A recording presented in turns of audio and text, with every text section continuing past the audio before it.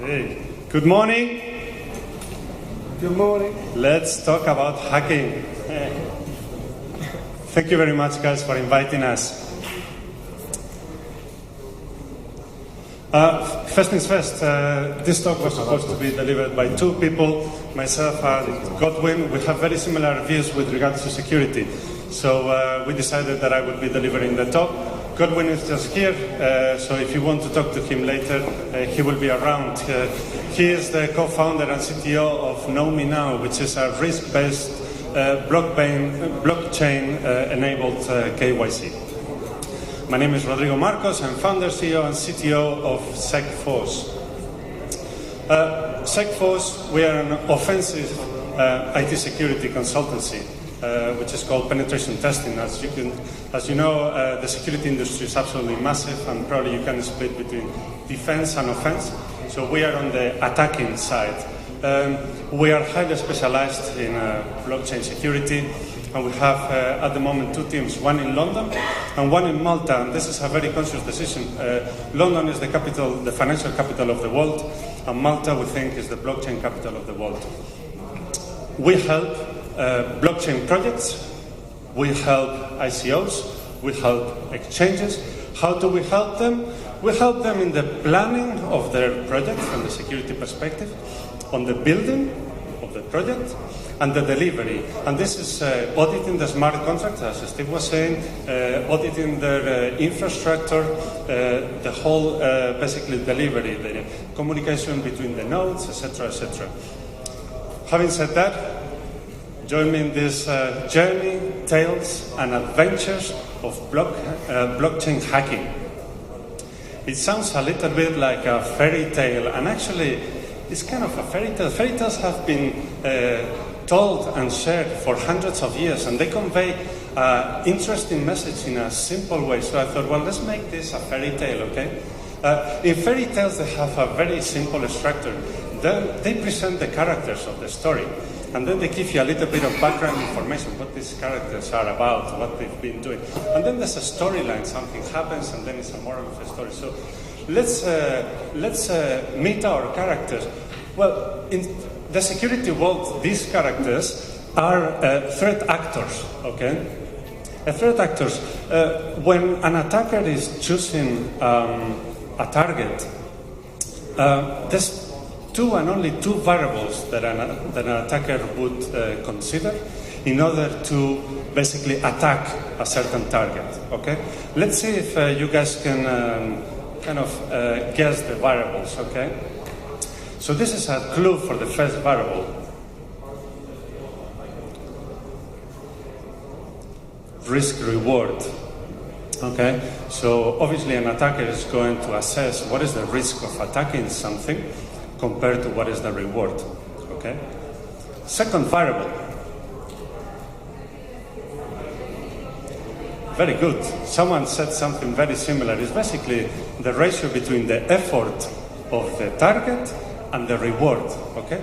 Let's think about these two variables, okay? So in the blockchain world, if you think about this and you think about risk, what is the traceability to get an attacker to basically to go to jail or to identify an attacker is extremely low because of the very nature of blockchain.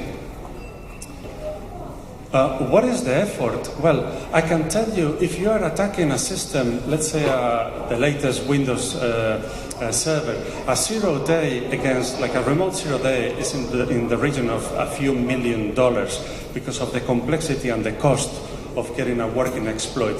Here in blockchain, the attacks are very simple. You can put together a simple attack in a weekend, okay? And if you think about this, what is the reward of this simple, almost zero risk attack? The rewards can be massive. Look, if you think about all of this, blockchain has created an unprecedented firewall ecosystem for attackers. Think about this. In history, they've never had such a simple target with zero risk and with so much reward, okay? This is something very interesting, okay? There's a sense of impunity, so you can actually do an attack on a blockchain system and get away with it. In fact, we've seen that again and again and again. And this brings us to who are the characters, the threat actors in this game? Well, actually, we have sophisticated hacking groups targeting blockchain implementations, but also we have basically opportunistic, not professional attackers who are techie savvy, who understand about blockchain, but there's this sense of impunity, and therefore they can go ahead and attack. Okay. Now that we understand the characters of this game, let's see what these guys have been up to. Okay. Look. This is what we call the threat landscape. Okay, so what an attacker can attack. By the way, for the younger generations in the audience, this is Minesweeper. You have absolutely no clue what this is. This is our equivalent to your Candy Crush. Okay, but it's kind of war-based, so I thought it would be relevant to bring it in a slide. Okay, so what is the threat landscape? Look, I think this has been mentioned in other talks. When we think about blockchain security, many times we have like a narrow vision and focus only about the blockchain, and we think that the security should be around that. If you widen up a little bit the scope, you think, okay, so probably the contract should be audited as well, which runs on top of the blockchain. So let's have that as part of our security kind of mechanism. And then you think, okay, so probably the private keys used to sign the contract and basically the keys for the wallets should be a core part of the security, and we include in that security. Some other people say, well, at the end of the day, the development team, Steve mentioned that in the previous talk, are a key part of this. They actually create the contract, they created the wallets, they distributed the keys, so they should be part of our security. Some other people say, okay, well, the staff in the company as well, they share the same network, so they are as well a vector of attack. So they should be part of the security. Some other people say, okay, the third party should be as well part of the security, because at the end of the day, they interact with our systems. So let's treat it part of it. And then the IT infrastructure. Okay, you might say, well, blockchain is decentralized. Well, but at the end of the day, you have your development systems, you have your internal systems, you have distributed your keys in some way. Well, the reality is that blockchain security should cover all of that. In fact, security should be always approached in a holistic way. Based on our experience, treating security in isolated pieces never brings anything good. Okay? It's basically as simple as attackers will exploit really the weakest link, and we've seen this again and again and again. So at this stage, what we have is the threat actors that we have already identified, and then we have a threat landscape that we have already seen that sometimes is not covered in the detail that they should cover. So what is the result of this? Well, I can tell you there's nothing good, okay? Let me tell you, we've seen attacks targeting blockchain projects, and not only the blockchain as such, they've been targeting end users, the supporting infrastructure, development team, the network, etc., etc., etc. Basically, all of the components that we can see here, okay? Let's continue the presentation. Let me tell you a little bit what these attackers have been up to, okay? And the typical examples of, obviously we cannot cover all of them, but just a few of them to give you an idea of what we are against, okay? Look, probably everyone is familiar with blockchain. Probably most of us have some kind of cryptocurrency, and probably we all know my Ether wallet. Look, so normally you can access via a website and see your currency, etc., etc. Now, you might receive an email saying, hey dude, yeah, check this out, okay? And if you see, basically there's something weird there. Look, I can tell you that this website is exactly the same as the real one, and the only way to discover that actually you've been redirected to a fake website is by reading this. Even the signature and the SSL certificates are perfectly legal, okay, or perfectly valid, should I say. Okay, so this is just one example of targeting end users. There's many, many more. So for example, in a project in July 2017, just a year ago, an attacker got hold of the Slack username and password. So they actually created a phony kind of pre-sale. They actually managed to get 1,500 Ether, which at today's money is more than $300,000. There's many more examples. Look, this is on the CoinDash ICO. Basically, their website was hacked. And basically, maybe some of you remember this, and they notified everyone saying, look, our website has been hacked. Please don't send your coins to the address which shows in the website. Actually, that came a little bit too late. If you see, there were more than 7 million in US dollar. Basically, there were around 43,000 Ether transferred to that fake account. Okay, and the sense of impunity I was describing before, there's absolutely no way to trace this back. Okay, it's so easy to then move that Ether to other wallets, etc., etc. Okay. There's many more examples. For example, NiceHash. In this case, employee's computer was compromised. And basically what they got is they got access to the wallets and they stole almost 5,000 Bitcoin. Today's money, it was $32 million. This is serious money. This is the release from NiceHash back in the day when they got compromised.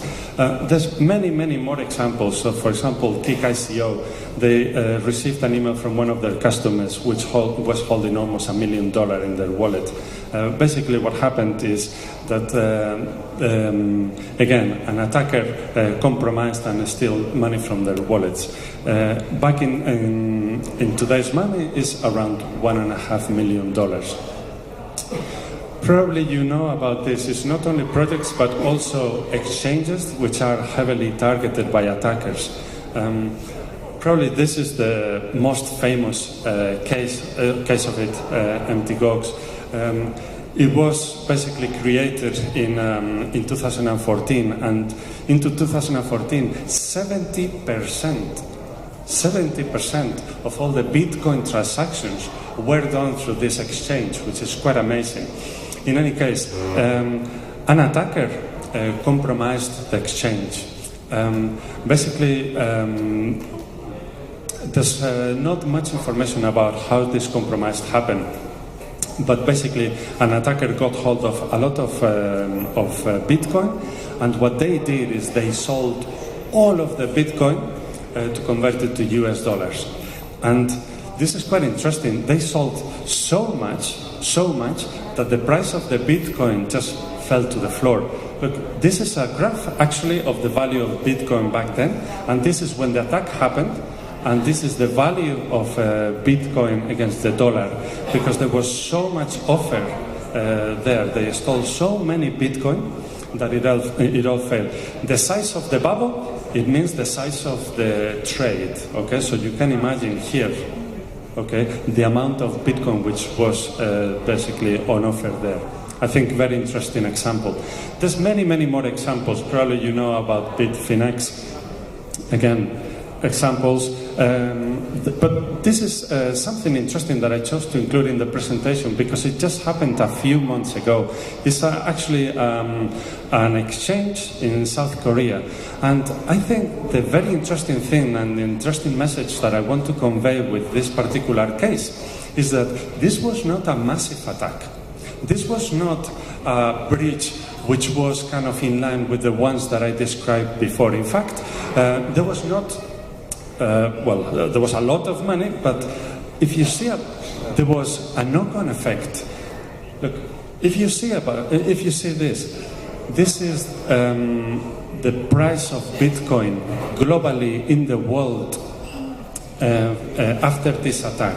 And basically, the trend that we are seeing now is that back in the day when the attacks happened, the media or people were not as following cryptocurrency as closely, and therefore they didn't have a massive effect worldwide. But in this case, this happened just a month ago, and there was a very significant drop in Bitcoin. Okay, so the list goes on and on and on. But you must be wondering, hang on a second, all the examples that we've seen have nothing to do with actual blockchain security. They were targeting the infrastructure, they were targeting employees, they were targeting development teams, they were targeting keys, etc., etc. This is actually not blockchain security as such, and at the end of the day we are in a blockchain conference. So let's talk a little bit about this side rather than all of the examples. So this is the storyline now. There are many blockchain vulnerabilities, and this is a very interesting topic. I know that some of the audience might not be technical, so I set myself the challenge of explaining the most relevant vulnerabilities in an absolute not technical way. I really hope that everyone understands at least some of them, okay? So let me introduce, so this is an attack called re-entrancy attack. I don't know if you are familiar with it, but it was mentioned in the previous talk when they were discussing about the DAO, okay? So let's imagine there's two players here. The first one is a bank. It's a bank on the blockchain where you can, like in a normal bank, transfer money and get your money back. And we have a normal user here. As you can imagine, this bank in the blockchain has a smart contract, and a user basically transfer money by calling or invoking some of the functions which have been coded there in that smart contract, okay?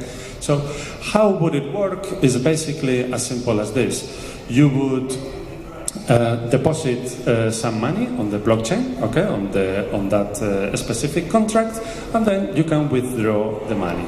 So let's see a little bit what the deposit action would be, okay? So in order to deposit, basically the user would send the funds by invoking, for example, the function deposit, okay? And then the bank, okay, would receive the funds, okay, would store the funds within that wallet, okay, and it would have a variable there saying, okay, so the balance of this user has increased in, let's say, 1 Ether, for example, right?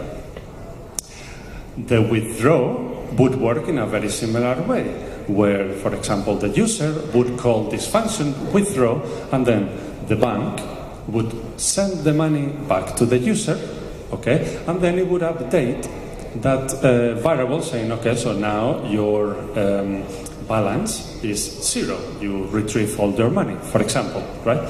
The interesting bit here is how the bank sends the money to the user.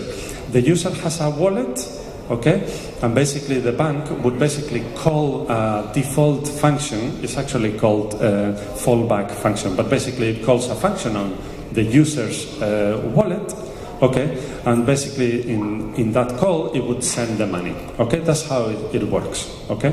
So now something changed here. This must be an attacker because he's wearing a hat and sunglasses when in front of the computer, which is something that only attackers do, right?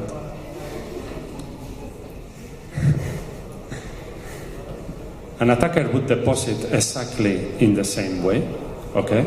So he would just deposit, let's say, 1 Ether on the smart contract of the bank. However, the withdrawal would happen in a totally different way, and this is actually the attack, okay? Now, before the attack, the attacker would actually create a smart contract in his own wallet, okay? And then the attacker, what we would do is in that default function, would actually call withdraw in the bank's smart contract, okay? It sounds very complicated, but believe me, this is very, very easy. So what it would happen afterwards is that the attacker would withdraw the money, and then the bank would send the funds back to the attacker, executing the default function. But the trick is that once the default function is executed on the attackers, that function would call withdraw again. So basically, this would loop again and again and again and again before decreasing the user balance. And basically what it would happen is that the attacker would get every single Ether contained in the bank in the hold contract, okay? I don't know if you know about the DAO, someone mentioned it before, but this is exactly what happened in the DAO. Basically, the DAO was launched in 2016, and it was an incredible success. By the 10th of May, they had 34 million. 2 days later, they had 50 million in investment, okay? They grew until they attracted 14% of all the Ether mined back in the day. It was a massive success.